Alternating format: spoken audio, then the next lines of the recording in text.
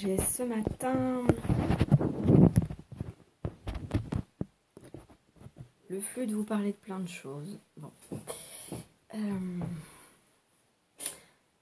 Tout d'abord, j'aimerais vous parler d'une autre fréquence YouTube qui ne comporte pas beaucoup de vidéos, mais j'en ai écouté quelques-unes et on a quelque chose ici de l'ordre de la justesse. Et comme je travaille sur l'ajustement du taux vibratoire, je pense que sur cette fréquence YouTube, vous pouvez vraiment trouver au moins un exemple de comportement intelligent.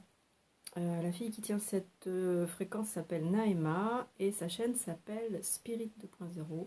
Je suis pas du genre à faire de la pub pour faire de la pub, mais si elle peut profiter de cette pub, c'est surtout vous qui allez profiter de ce qu'elle peut vous apporter. Voilà. Donc c'est voilà. Elle fait partie des personnes qui sont à la fois réalistes et pacifiques, et c'est quand même pas si répandu que ça. Les réalistes pacifiques ne sont pas très répandus et elle en fait partie. Donc les réalistes, c'est quoi être réaliste? C'est un guerrier. Et être pacifique, c'est un guerrier pacifique. Voilà. Qui c'est qui a écrit le guerrier pacifique? Je sais plus. Est-ce que c'est Don Millman? Non, je sais même pas sûr. Enfin bon, bref. Le guerrier pacifique, c'est un truc extraordinaire. Vous avez une philosophie dans ce livre et donc aussi dans le film. Mais il y a plus de philosophie, bien sûr, dans le livre. Mais déjà, dans le film, vous avez une philosophie extraordinaire, des éléments de compréhension de la psyché humaine qui sont vraiment superbes. Donc oui, Spirit 2.0, donc Naima fait partie des guerriers pacifiques. Donc c'est quelqu'un qui est capable de voir avec réalisme et justesse les choses telles qu'elles sont, mais qui pour autant n'est pas un être conflictuel. Donc ça, moi j'apprécie, mais au plus haut point. Et puis ça m'amènera à parler de plein d'autres choses si j'en ai le temps, si la nouvelle mise à jour permet un temps suffisant pour parler. Et puis après, si ça s'arrête, bah, tant pis, c'est comme d'hab, je fais avec.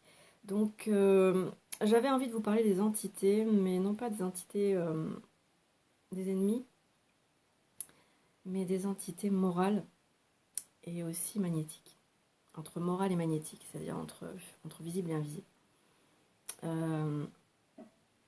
Alors, là, je dis entité magnétique visible et entité morale invisible. Mais les deux ne font qu'un, en fait. Hein. Les entités sont à la fois magnétiques et morales. Aussi donc parler de cette capacité à être un guerrier pacifique. C'est pas facile de trouver, et c'est pour ça qu'on va parler des entités aussi forcément, parce que c'est les entités qui nous empêchent d'être des guerriers pacifiques. Et donc on va faire le lien entre ça et ça. Pourquoi est-ce que on n'arrive pas à trouver l'équilibre entre le réalisme justement et l'état de paix? Il y avait une question sur laquelle je suis tombée aussi sur les réseaux. Est-ce que on peut considérer qu'Eckhart Tolle était un enseignant supramental? Je dirais oui. En fait, oui, je dirais oui. Parce qu'il fait quand même comprendre pas mal de choses. Évidemment, il n'apporte pas d'éléments techniques, scientifiques et tout ça. Mais même au niveau moral, philosophique, il peut nous amener à des compréhensions plus scientifiques. Parce que il donne le résultat, il donne pas le procédé qui lui est alors il est peut-être très inconscient, son procédé à lui, lui il a un résultat sans forcément visualiser le procédé. Donc ça peut être intéressant de voir un résultat pour soi-même essayer d'aller à la recherche du procédé. Parce que c'est vraiment très très important de comprendre les processus. Parce que quand vous avez compris les processus, c'est comme quand vous dites qu'il vaut mieux apprendre à quelqu'un à jardiner que lui donner un panier de légumes. Voilà, c'est la même chose. C'est-à-dire que quand vous écoutez Eckhart Tolle, vous avez le panier de légumes, vous avez le résultat. Voilà. Mais vous pouvez, avec votre intelligence, essayer de comprendre comment il est allé jardiner tout ça. Voilà. Dans votre intériorité, il y a tous les procédés qui peuvent amener au résultat que vous offre Eckhart Tolle, des beaux paniers de légumes, effectivement. J'ai commencé à écouter un nouveau truc qu'il a fait qui s'appelle la paix intérieure ou un truc comme ça, je sais plus. Enfin, bref. Excellent, excellent, excellent. On a tous les éléments du supramental, mais dans le résultat. Voilà. Donc effectivement, c'est Eckhart Tolle, c'est supramental, mais il n'y a pas les procédés, il n'y a pas les processus. On nous offre que le résultat, ce qui est déjà pas mal. Bon, voilà.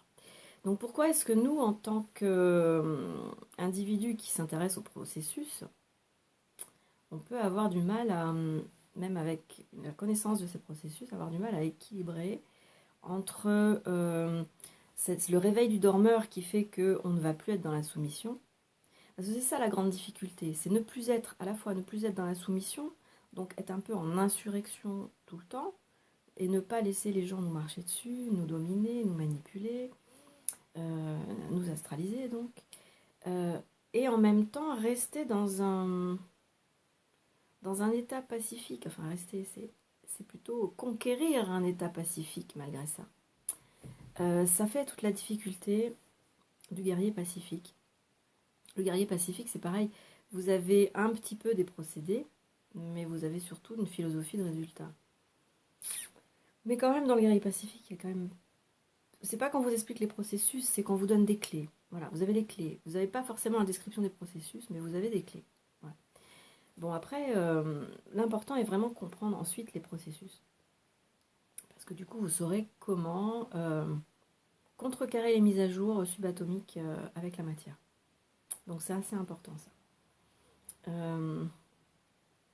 Donc prendre conscience que quand on se conscientise, on a tendance à rentrer dans l'art. Bon, il y a des gens qui m'ont interpellée pour prendre parti, enfin c'est pas forcément pour prendre parti, mais pour dire ce que j'en pense sur des querelles et tout ça. Moi j'ai toujours les mêmes positions sur les querelles. Hein. Moi je m'en extrais avec insurrection. Ça m'intéresse pas quoi. Moi je vous conseille à tous de passer à autre chose. Voilà, c'est...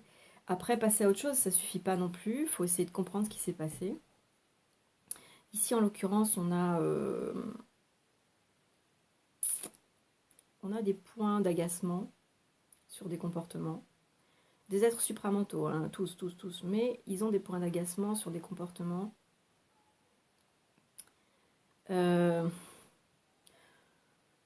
Pour, comment dire, pour vraiment regarder ce qui se passe, c'est que on ne peut être agacé que par quelque chose qu'on a déjà en soi. Parce que ce qui nous agace chez les autres, c'est parce que c'est quelque chose qu'on n'arrive pas à avoir en soi et que sur lequel on est dans le déni. Donc forcément, on le projette sur quelqu'un d'autre, parce qu'on a tous les mêmes défauts. L'énéagramme, vous savez, c'est un truc à 9 points. Et on a tous des pourcentages plus ou moins importants dans divers points, en général 3 points. 3 points sont majeurs, enfin il y en a un qui est majoritaire, ensuite il y en a 2 autres qui sont secondaires, et ensuite il y a les sous-secondaires, voilà, donc les autres points. Les 6 autres points de l'énéagramme, on les a tous. On a un point principal et 2 points secondaires, et on a tous les 6 autres aussi. Donc ça veut dire que quand il y a quelque chose qui nous agace chez quelqu'un, ça fait partie de l'énéagramme. C'est-à-dire c'est notre énéagramme, ça fait partie de nous. Et si ça nous agace très fortement, c'est quelque chose que l'on occulte en soi et qu'on ne veut pas voir en soi. Donc moi, ce que je peux vous dire, avec tout l'amour que je vous témoigne, intérieurement comme extérieurement, c'est que si ça vous agace, essayez de partir à la quête de tous ces aspects, de cet aspect en vous. Parce que si vous agace chez quelqu'un d'autre, ça veut dire que vous l'avez occulté en vous et que la dose d'agacement que vous avez pour quelqu'un d'autre, c'est la dose d'occultation que vous avez fait vous-même de cet aspect de l'énéagramme. Bon, allez pas chercher forcément dans l'énéagramme. Je parle d'énéagramme de manière archétypique en fait. C'est-à-dire qu'un énéagramme, ça peut être... dans l'énéagramme officiel, vous avez des points. Mais vous pouvez faire votre propre énéagramme à vous, quoi, je veux dire. Enfin bon, voilà, c'est... évidemment, il y a des points principaux. Mais vous avez les 16 types de Jung aussi. C'est un énéagramme, ça aussi. Bon. On peut avoir plein de grilles de lecture de la psyché, du psychisme. Donc peu importe, de toute façon, c'est toujours bien d'aller à la conquête des points que nous avons occultés de nous-mêmes. Et les entités, c'est la même chose aussi. Voilà. C'est-à-dire que les entités, quand elles viennent en projection astrale, qu'elle se manifeste sous la forme d'ectoplasme ou de je ne sais quoi, on s'en fout, ou de voix, ou d'objets qui bougent, ou alors de pensées, ou alors de rêves, enfin. L'entité, la mémoire électromagnétique, elle se manifeste ou elle se projette de toutes sortes de façons. C'est un truc qui est super éclectique, hein. Il n'y a pas de problème et ça fait pas de préférence. Ça a toutes sortes de procédés de manifestation. Donc, quand une mémoire électromagnétique vient nous titiller, ça veut dire que c'est un truc en nous qu'on n'a pas encore voulu voir et qu'on a occulté. C'est pour ça qu'on appelle ça l'occulte. Parce on l'a refoulé. On l'a refoulé dans la mémoire du subconsciente et non pas dans la mémoire inconsciente, parce que le subconscient fait partie de l'inconscient, mais l'inconscient est plus profond que le subconscient. L'inconscient fait partie déjà du noyau atomique. Et déjà, on peut modifier l'écriture de inconscient qui est IN, parce que l'inconscient UN n'est pas du tout inconscient. C'est une conscience très très forte, très intelligente. Donc le subconscient, par contre, n'a rien d'inconscient UN, mais a tout d'inconscient IN. Voilà. Il y a beaucoup d'inconscience dans le subconscient, donc dans la mémoire subatomique. Il y a beaucoup d'inconscience parce qu'il n'y a pas de centre atomique propre. C'est-à-dire dans chaque... je reviens là-dessus un petit peu parce que c'est vraiment un détail technique qui est important. Dans chaque mémoire électromagnétique qui fait partie de l'atome, il n'y a pas d'atome. Donc il n'y a pas de centre atomique. C'est vraiment une bulle de savon, quoi. Et donc, alors jusqu'à maintenant, j'ai été assez soft. Mais je dirais que là, je vais passer à quelque chose d'un petit peu... je balaye beaucoup de sujets, mais c'est exprès. C'est un petit peu pour faire décrocher le personnage qui écoute. C'est de manière à ce qu'il rentre vraiment dans l'espace subatomique et ensuite supratomique, donc inconscient UN, de manière à ce que le psychisme perde sa possession sur le corps et sur le cerveau, donc, puisqu'il fait partie du corps. C'est des méthodes de socratique, bien sûr, maïotiques, mais bon, moi je les utilise sans le vouloir parce que ça me drive déjà moi-même, donc moi je suis déjà presque victime de cette façon de faire, mais je ne suis pas victime inconsciente, je suis très contente que ça se passe, parce que ces façons de... Cette dialectique-là, elle est éthérique en fait. Donc elle travaille avec la subconscience pour manipuler la subconscience de manière à ce que la subconscience lâche sa possession sur la matérialité. Donc c'est quand même important de comprendre que la dialectique socratique, même si à l'époque elle était un petit peu spéciale, mais dans son principe, la dialectique socratique, elle est vraiment très efficace. Krishnamurti utilisait ça aussi, c'est-à-dire qu'il vous noyait dans toutes sortes de trucs pour déconstruire le conditionnement. Et à la fin, vous ne saviez même plus ce qu'il avait dit. Bernard de Moral fait ça aussi. C'est du spiral, quoi. C'est-à-dire qu'il n'y a aucune chronologie. C'est-à-dire qu'on ne peut pas s'appuyer sur l'espace-temps linéaire. Ça fait toujours de la translation latérale. Voilà. Et quand on parlera de l'état morontiel, c'est ça aussi qui se passe. Donc, la translation latérale. Il n'y a pas de continuité linéaire. On sort du linéaire quand on fait de la dialectique socratique. On sort du linéaire parce qu'on n'est plus dans une logique subconsciente. Donc, dans une logique d'espace-temps linéaire. On est dans une logique éthérique, c'est-à-dire que tout est permis dans tous les sens. C'est le char d'Ézéchiel qui va dans tous les sens, c'est donc la Merkaba. Voilà, donc l'état morontiel. Mais l'état morontiel, c'est quelque chose qui doit grandir. Et quand on parle de fabriquer un corps du double éthérique, c'est ça. C'est faire grandir l'état morontiel qui est de toute façon un germe à l'intérieur de l'atome. Parce que l'état morontiel est stocké en tant que germe dans le noyau atomique. Voilà. Donc il faut aller le chercher, il faut aller à la conquête de ce truc-là quand même. Donc c'est pas rien.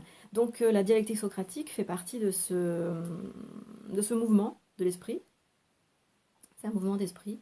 Et quand Socrate parlait de son daimon, c'était ça, c'est-à-dire que c'était son esprit qui le drivait et qui lui faisait faire des trucs. C'est l'électron, quoi. Il est là, pouf, pouf, non, il a c'est le chat de Schrödinger. Bon, voilà. Donc on fait ça, et donc je sais plus du coup où est-ce que je voulais, mais c'était intéressant de parler de ça aussi, tiens.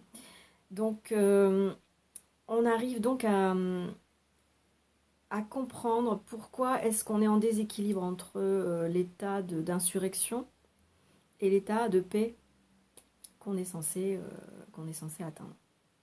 Et ça, c'est l'équilibre du taux vibratoire TAU, qui équilibre tous les taux TAUX, de tous les temps, de tous les espaces-temps, peu importe. Et pourquoi, donc, ce pourquoi on va vers la morantialité finalement au bout du compte. Parce que l'objectif, c'est ça, c'est la morantialité. Et la morantialité, ça ne veut pas dire perdre le corps. C'est... pourquoi je parle de ça? La morantialité, ça ne veut pas dire perdre le corps. Il y a certains initiés qui ont perdu le corps en atteignant la morantialité. Mais en fait, qui vous dit que... Voilà. Enfin, l'état morantiel, en fait, c'est de pouvoir faire ce qu'on veut en tant que conscience de continuité. Et, et ça n'a pas d'attache non plus, puisque c'est en morantiel, ça a déjà passé la barrière du supratomique. Donc c'est en supramorantiel et non plus en supramental, parce que le supramental, c'est déjà toute la compréhension de ce qui est subatomique, et ça tend vers le supratomique, c'est-à-dire tout ce qui est subatomique va tendre vers le supratomique, donc vers le morantiel. Tout ce qui est au-delà du supratomique, tout ce qui est au-delà du supramental est morantiel. Donc ça fait partie du modèle Janus, mais du modèle Janus qui est fait comme le char d'Ézéchiel. C'est-à-dire qu'il n'y a pas que deux faces au modèle Janus, il y a de multiples faces. Ça va dans 360 degrés et dans 7 dimensions. Cette dimension à 360 degrés, je vous laisse imaginer ce que ça peut être. Hein. Et encore, je dis 7 parce que c'est un pote hier qui m'a parlé de cette dimension. Parce que Kemp voyait en 7 dimensions, disait-il.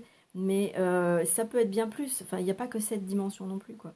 Nous, on dit 7 parce qu'on aime bien, parce que c'est un chiffre qui est très chargé subatomiquement au niveau archétypique. Donc les archétypes sont dans le subatome. Hein. Donc on aime bien le chiffre 7. Mais en fait, il y a bien plus que ça, quoi. Je dirais que c'est 360 fois 360 à la limite de manière principielle. 360 par 360, c'est-à-dire 360 en 3D et 360 dimensions. Donc 360 3D de 360 dimensions. Vous imaginez le truc. Ça, c'est le char d'Ézéchiel, ça, c'est la Merkaba, ça, c'est l'état morantiel.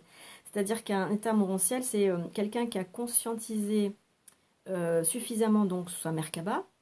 Il va être capable de perdre son corps instantanément, de le reconstituer instantanément. Enfin, c'est quelqu'un qui maîtrise tout du subatome. C'est-à-dire qui maîtrise tout de E égale MC2. Donc de la vitesse, de la masse et du boson de Higgs, enfin bon, de ce qui donne l'ordre à la masse de prendre une vitesse, tout ça. Donc voilà, c'est une conscience qui est totalement, alors qui est donc dans l'individuation, qui a fait les processus de l'individuation bien sûr, donc qui est allé dans l'individualisation morantielle et non plus planétaire. Ça veut dire que, mais en même temps, il s'en fout. C'est-à-dire qu'on ne peut pas atteindre l'état morantiel si on est attaché à son ego, à son histoire personnelle, si on est attaché à son âme et à toutes ces soi-disant incarnations du subatome, qui sont stockées dans le subatome. Quelqu'un qui veut atteindre un état morantiel, s'il est attaché à son ego, à sa petite histoire là ici sur Terre présentement, il peut toujours se brosser Martine, tu vois. Ensuite, s'il veut ensuite s'attacher à toutes les mémoires incarnationnelles de son âme, soi-disant, et de son cursus, c'est pareil, tu peux te brosser Martine, quoi, tu vois. L'état morantiel, tu peux toujours courir après, quoi. L'attachement à ça est un blocage à l'accomplissement. Voilà. Après, alors c'est vrai que du coup, cette, non, j'en ai pas parlé. C'est la série Netflix. Donc du coup, cette série Netflix, elle s'appelle Si je ne t'avais pas rencontré. Elle est totalement inintéressante. Je sais pas qui c'est qui a pondu ça, mais en tout cas, elle est en fait très intéressante. Alors c'est un truc plan-plan où il se passe pas grand-chose, mais en fait, il y a dedans tous les éléments pour comprendre ce que c'est que l'état morantiel. C'est-à-dire que l'état morantiel, il ne se balade pas dans l'espace-temps de manière linéaire. Il se balade dans différents univers où il y a des réalités alternatives. Et il y a une réalité alternative, c'est-à-dire qu'il y a un univers pour chaque bifurcation que va prendre un être. C'est-à-dire qu'à la limite, à chaque fois qu'on prend une décision, on se fragmente et on va créer des univers correspondant à tous les états de la décision qui pourraient être prises. Vous voyez le truc? C'est vraiment la Merkaba, quoi. C'est vraiment le 360 x 360. Et l'état morantiel, c'est être capable en tant que voyageur de se balader dans toutes ces dimensions. C'est-à-dire qu'au niveau linéaire, vous avez des points de décision dans votre vie, linéaires. Et dans ces points de décision, quand vous avez bifurqué quelque part, vous avez créé on va dire 360 univers où vous auriez pu prendre 360 directions différentes. C'est ça l'état morantiel. C'est-à-dire que, enfin, l'état morantiel, c'est de pouvoir à la fois circuler dans le temps linéaire de votre espace-temps et à la fois aller dans chaque point de bifurcation de votre espace-temps linéaire pour aller voir toutes les décisions et tous les univers qui ont été créés à partir de toutes les décisions qui auraient pu être prises et qui ont été prises dans tous ces univers. Voilà un petit peu l'état morantiel. Voilà. Donc évidemment, et donc j'avais envie de dire, mais c'est vrai qu'avec toute cette préparation, au début de la vidéo, j'avais envie de dire, il n'y a que les personnes qui ont comment dire, un peu de bagage supramental qui pourraient écouter ça. Je le déconseillerais à toute personne qui n'a pas de bagage supramental parce que ça peut être un choc. Mais en même temps, c'est vrai qu'il y a plein de choses qui ont été dites là qui finalement peuvent préparer à ce qui va être dit maintenant. À ce qui va être dit maintenant, c'est un peu la réponse à une question qui a été posée il y a quelque temps par Guillaume sur les trucs autour de l'entité, de l'âme, de la réalité des incarnations. Je déteste les petites peaux qui sont là, je les enlève toujours, ça m'agace. J'ai un peu les lèvres sèches, ça va être ça. Je vais boire un petit peu, mon petit café qui ne doit pas être forcément très chaud. C'est limite, hein. Moi j'aime bien quand il est chaud. Donc oui, ces âmes-là, alors il y a plein aujourd'hui de vidéos, d'explications sur comment on communique avec les morts et tout. Il y a une réalité là-dedans. Alors c'est déjà bien, hein, parce qu'il y a des gens qui ont tellement de chagrin d'avoir perdu des êtres qu'ils aiment tellement. Donc évidemment, leur dire que tout ça c'est une illusion, c'est compliqué. Il y a une réalité dans l'illusion. Voilà, c'est ça qu'il faut se dire. Il y a une réalité dans l'illusion. C'est déjà bien de pouvoir s'accrocher à ça quand on ne peut pas supporter ce qu'il y a au-delà de l'illusion, c'est-à-dire le réel. Mais le réel, c'est pas si moche que ça, quoi. Enfin, bon... J'ai envie de dire ça. C'est pas si moche que ça, parce que c'est un petit peu moche quand même. Disons que c'est vrai que Rita, elle avait dit, mon Dieu, mais c'est horrible ce que tu dis là, c'est horrible. Ouais, un petit peu. C'est vrai que c'est un petit peu horrible quelquefois quand on est vraiment sur le plancher des vaches et quand on est attaché à son histoire personnelle, à sa légende personnelle, quand on est attaché à la légende personnelle de l'âme et à toutes ses incarnations, évidemment, quand on commence à parler comme ça coince dans les rouages. Ça fait grincer des dents. Ouais. Mais bon, il faut aussi, à un moment donné, voir ce qui se passe. Il faut aussi voir les choses en face et essayer de... Ça n'empêche pas, après, quand vous avez vu ces choses en face, de revenir sur le plancher des vaches et d'incarner plus pleinement encore les choses matérielles. Je vous assure, c'est pas un problème du tout, ça n'empêche pas. Et ça n'empêche pas d'en jouir encore plus, de les apprécier encore plus, d'autant plus. D'autant plus quand on a une vision encore plus élargie, on va ensuite focaliser sur un point précis et le trouver encore plus merveilleux, encore plus sublime. Même quand il participe à, à mettre de la mémoire dans le subatome pour nous envoyer ensuite de la merde. Mais bon, c'est pas... plus rien n'est grave après, en fait.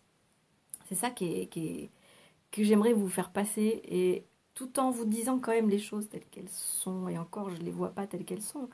C'est encore tout petit le regard que j'ai, et le regard que j'ai est déjà tellement vaste que je ne peux que entrevoir un regard, mais des millions de fois plus vaste encore.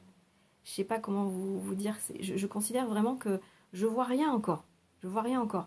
Et pourtant, ce que je vois est tellement différent de ce qu'on voit sur le plancher des vaches que je comprends que ça puisse être horrifique, déstabilisant, souffrant. Donc je vais répondre un peu plus à cette question de Guillaume sur, avec tes mots, tu m'avais dit, peux-tu parler un peu plus de cette communication avec les entités? Oui. J'ai pas trop répondu sur le moment, j'ai répondu un peu, mais pas, pas tout ce que j'avais sous le pied en tout cas.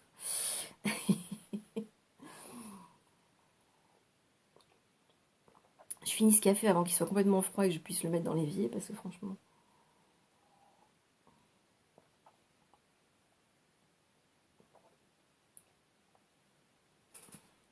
Voilà, voilà. Donc, alors, communiquer avec une entité, c'est-à-dire communiquer avec un être cher, on va dire. Communiquer avec un être cher, bien évidemment que c'est possible. Ça se saurait si c'était pas possible, parce qu'on n'aurait pas tous les témoignages indubitables dont plein de gens sont témoins, quoi. Mais ce qui est donné, tout en étant exact, est pioché dans une bibliothèque où sont stockées les mémoires et où les mémoires sont exactes. Ce n'est que de la restitution projective. Donc forcément, on peut pas vous dire des trucs, on peut pas vous dire des trucs faux sur votre cher disparu. On peut pas vous dire qu'il aimait pas la cannelle, s'il aimait la cannelle, quoi. Voilà, enfin, c'est. Je prends un exemple bateau, quoi. Mais quand vous faites appel à un médium ou quand vous-même vous avez contact avec une projection, cette projection, elle va être fidèle à sa mémoire, quoi. C'est obligé. Alors, est-ce que ça veut dire qu'elle n'existe pas ou qu'elle existe? C'est ça la question. Alors, elle existe sur le plan où elle est. Voilà. Elle existe sur le plan où elle est. Tout comme nous, on existe sur le plan de la matière, mais qu'en fait, on n'est qu'une illusion aussi sur le plan de la matière. Alors, c'est pas évident, voilà. Après, c'est quel est l'attachement que nous avons à ces choses-là? C'est pas un mal en soi d'avoir un attachement. C'est pour ça que je parlais d'entité morale aussi. Une entité est morale parce qu'elle est magnétique, donc elle a une réalité magnétique. Elle est stockée sur un espace, elle est stockée sur une surface qui est subatomique. Donc une surface, un espace-temps. Un espace-temps, c'est comme un disque, donc, mais c'est un disque qui est en plusieurs dimensions, non pas en 3, mais en plusieurs dimensions. Donc ce disque-là, c'est une surface qui stocke des mémoires et puis il les restitue avec fidélité. Nous, on est une projection au niveau matière aussi, on est projection de ces mémoires-là. Donc, et elles sont à l'intérieur de nous. Donc quand on dit que nos êtres chers sont à l'intérieur de nous, c'est absolument exact. Ils sont dans notre subatome. Donc à la limite, on n'a même pas besoin de médium pour leur parler. On peut développer le procédé qu'on utilise dans la maïeusthésie, c'est-à-dire le dialogue intérieur. Mais bon, il n'y a pas que la maïeusthésie qui fait ça. Le dialogue intérieur, c'est très bien pour aller contacter les êtres chers, pour aller résoudre des choses qui n'ont pas été résolues. C'est-à-dire que c'est une entité, c'est une mémoire, mais qui est autonome. Donc ça va peut-être vous faire du bien d'entendre ça. C'est une mémoire autonome, c'est-à-dire que c'est une mémoire qui est absolument fidèle à tout ce qu'elle a vécu, mais qui a la capacité d'être comme nous, d'être réactive à un dialogue. C'est-à-dire que... mais ça sera toujours du mémoriel.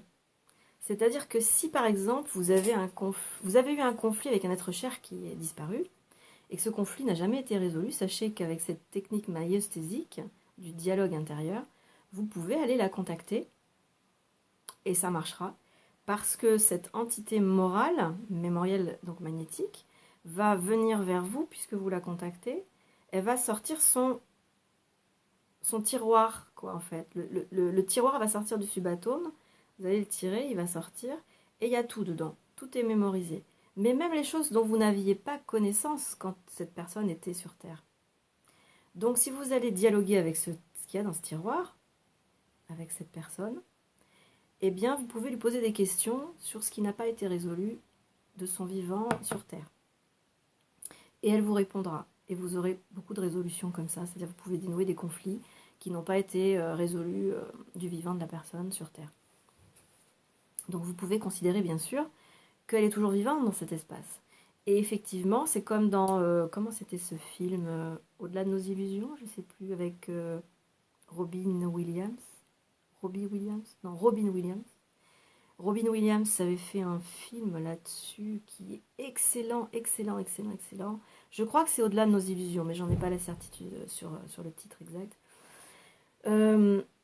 C'est vraiment ça qui se passe, c'est-à-dire que c'est vraiment une entité morale, donc magnétique, autonome, donc qui a tout son package de mémoire incarnationnelle, et qui éventuellement peut aussi avoir son package de mémoire réincarnationnelle du temps linéaire subatomique qu'elle a pu vivre. Voilà, ça c'est une réalité relative. Bien sûr que ce n'est pas une réalité absolue, mais c'est une réalité relative. Donc elle vit des choses. C'est autonome. Elle peut dialoguer avec vous si vous lui posez des questions. Elle peut avoir une vie. Elle peut vivre des choses comme dans Silent Hill, par exemple. C'est un film excellent aussi, Silent Hill. C'est un petit peu un film d'horreur, mais en même temps, c'est un film archétypique, très très archétypique, qui explique bien comment ça se passe dans le subatome. C'est-à-dire qu'elle peut vivre une boucle temporelle, parce qu'elle a quelque chose à résoudre dans cette boucle temporelle. Et bon, tout ça, c'est super intéressant, quoi, vraiment super intéressant. Mais c'est vrai que souvent, quand je parle, et je peux être déstabilisante quand je parle, je dis que tout ça, c'est faux. Mais en même temps, j'inclus que c'est vrai. Mais parce que je pense à des fréquences autres, quoi. Donc, quand je dis que ça, c'est des illusions, je les sarcle pas en disant c'est de la merde, j'en veux pas, c'est bullshit et compagnie. Non, c'est pas ça du tout. Vraiment, je l'intègre. Et même moi, dans mon travail personnel d'alchimie, je vais chercher mes mémoires, hein, je vais travailler avec l'astral, hein. Je vais les piocher, je vais tirer les tiroirs, je vais poser des questions, alors ceci, alors cela, machin, on règle nos comptes et compagnie, hein. Il n'y a pas de problème, moi je fais le boulot, ouais. Et donc je crache pas sur la soupe, comme on dit. Mais en même temps, j'ai aussi une amplitude qui englobe ça, mais qui n'est pas dépendante de ça. Je sais pas si c'est clair. Je pense qu'il y a plein de gens qui vont intuiter, qui vont vraiment percevoir le truc. C'est-à-dire que euh, je ne suis pas scotchée à ce niveau de perception, de manière à ne pas en être dépendante et à ne pas croire qu'il n'y a que ça. C'est-à-dire que je ne crois pas qu'il n'y a que ça. Tout comme je ne crois pas qu'il n'y a que le supramental. Je sais qu'il y a le supramorontiel aussi. Et le supramorontiel, il n'est pas linéaire, il est translatoire. Enfin, déjà, on fait de la translation, nous, sur du linéaire entre l'esprit et la matière. Mais l'état morontiel, c'est encore de la translation encore pire, quoi. Enfin, c'est un truc encore plus fou, quoi. Vous partez dans le modèle Janus, quoi, carrément. Vous allez au centre de l'atome et vous allez dans d'autres trucs, quoi. Là, l'état morontiel, c'est un truc de taré, quoi. Donc en état morontiel, vous pouvez pas... si vous êtes coincé à être attaché à votre matérialité, à ce qui s'y passe, ça n'empêche pas d'y être pleinement incarné. Mais si vous y êtes attaché, vous ne pouvez pas décoller après. Vous comprenez? Vous ne pouvez pas décoller si vous êtes attaché à ça. Si vous êtes lesté, quoi.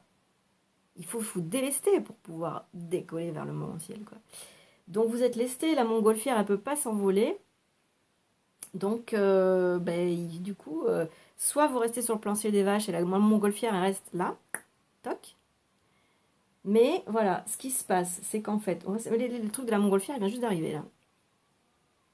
Bref, et donc, si vous êtes aussi à l'étage au-dessus, attaché à ce qui est dans l'au-delà, ce qu'on appelle le premier au-delà, c'est la première chute, et la deuxième chute, c'est la matière.